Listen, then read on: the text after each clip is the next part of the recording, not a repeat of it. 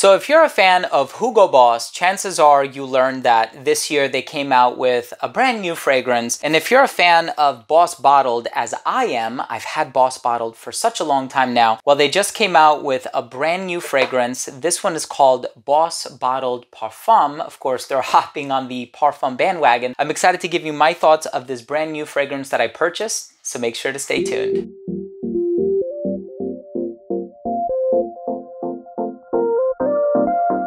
Now, before I begin today's video and I give you my thoughts on the brand new Boss Bottled Parfum by Hugo Boss, and I give you my thoughts on the smell, the notes, the performance, longevity, so on and so forth, I want to start things off by saying that if you're a fan of fragrance-related content, please do consider supporting the channel by subscribing to it. Hit the bell icon and also click where it says enable all notifications. This way, whenever I do upload these videos, they will get sent straight to your feed. You'll never miss any of my future uploads, and I upload on a daily basis. And of course, give this video a thumbs up if you learned something today, or if you took something of value from today's episode. It would really mean a lot to me. So of course, a lot of companies are doing the whole parfum bandwagon, right? So that is kind of like the ultimate concentration, if you will, even though it's more of a designation, less of a concentration. I mean, when it comes to concentrations, you have eau de toilette, eau de parfum, extrait de parfum, some people say pure parfum, but it's all subjective and it's all nebulous, and different companies have different designations or labels for what they consider to be a particular concentration. So here with the parfum version, the impression we get is that this is going to be a stronger version of Boss Bottled. So the truth is that this smells nothing like Boss Bottled. As a matter of fact, this has some quirky components in here that I think are not going to be for everyone. I think the original Boss Bottled with that cinnamony apple vibe has a certain mass appeal to it, but this one actually takes it in a bit of a different direction. So the notes are mandarin, incense, so you can already sense that this is going to be a bit darker, orris, fig tree roots accord, cedarwood, vegetal, leather accord. So it's dark with incense, leather, and a little bit of orris in the heart. Is it gonna smell like lipstick? Is it gonna smell starchy? I'm gonna tell you all of that, but let's start things off with the presentation.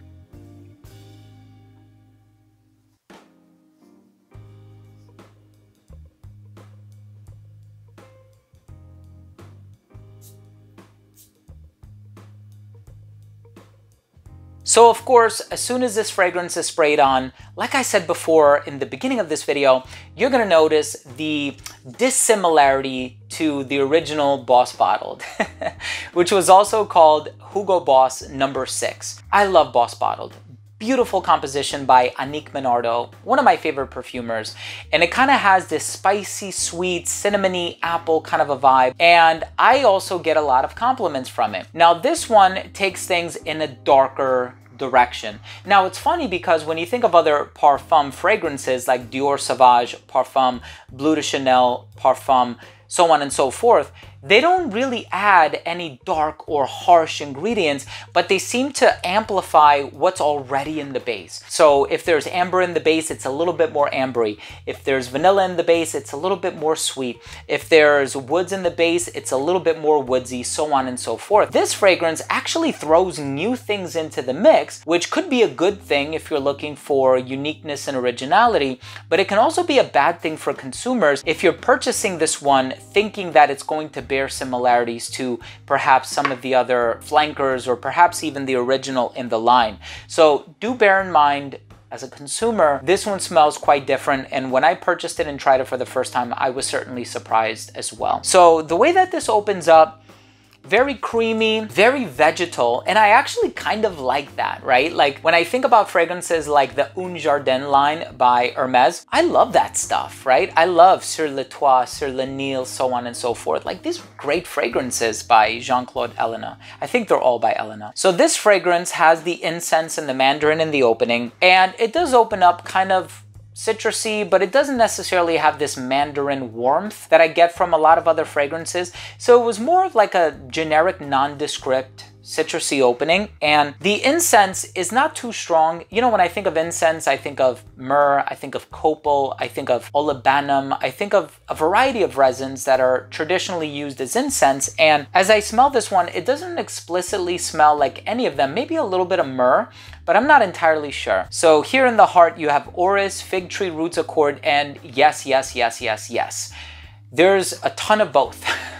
So you have the orris in here, but it's more on the vegetal and aromatic side of things, not so much on the floral, starchy, lipsticky side of things. So it doesn't smell like a Dior Homme by Christian Dior. It doesn't have that starchy lipstick vibe that a lot of other iris-based fragrances have. And even when it comes to some of the darker personalities like the leather, you do get that, like this sort of vegetal, spicy leather. Maybe perhaps there's also a little bit of saffron in here, which is used in the synthesis of a lot of leather accords, but the cedar wood, the leather, the fig, it definitely has this creamy fig, sort of a coconut kind of a vibe to it. It doesn't smell tropical, but it does have this fig leaf personality that kind of reminds you of like a Marc Jacobs for men. I think that fragrance might be discontinued now. I love that fragrance so much. Back in the day, I remember buying it when I was like, you know, in high school or maybe a little beyond high school or something like that. But this fragrance has this sort of aromatic vegetal iris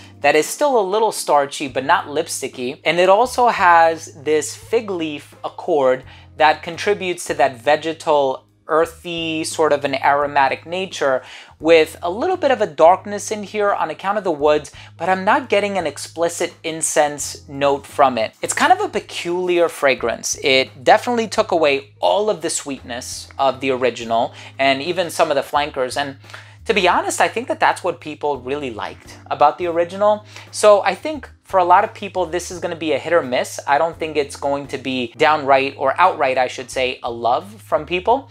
So definitely try this for yourself, see what you think. I think a lot of people might be let down by this one, but I think a lot of people might also be pleasantly surprised by a more unique, darker personality to a DNA that is very loosely in there. I mean, this has been reinvented from top to bottom. Try it for yourself, be your own judge. I hope you enjoy it. It wasn't my favorite, but I really hope that you do enjoy this one, and I hope you get your money's worth if you do decide to purchase it. Let's go ahead and finish things off with my overall assessment. Now, first up, in terms of the uniqueness and the overall smell, this fragrance is unique, but I think in the process of being unique, it also sacrifices some of the parts of the original that a lot of people grew really fond of. So I think you're gonna have to try this one for yourself to see if it is up your alley, so to speak. Longevity on this one was okay. It was about a solid 7 to 8 hours. Projection radiated within an arm's length for the first hour of application. It became an elbow's length scent right around hour 5. It became a skin scent right around hour 8. So the performance is above average, or given the concentration, I would say average. I think some people might have expected it to do a little bit better. In terms of the versatility, this one does lean a little bit masculine despite the presence of the orris that's in here. I think this one is a great suit and tie fragrance if you have the money to afford it. It's not that expensive. You can wear this one casually as well. I think this one will probably appeal to somebody who's a little bit older, like I said, because it lacks a lot of the sweetness that was originally found in the first Boss Bottled and some of the other flankers. And I think that this one is great for the colder weather, surprisingly.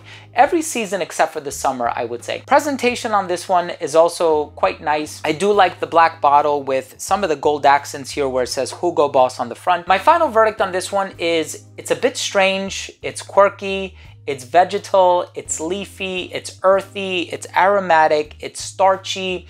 It has a darkness to it. There's zero sweetness in it. Try this one for yourself and see if you like it. If you're a fan of some of the quirkier fragrances on the market, definitely some of the more experimental releases, try Hugo Boss Boss Bottled Parfum.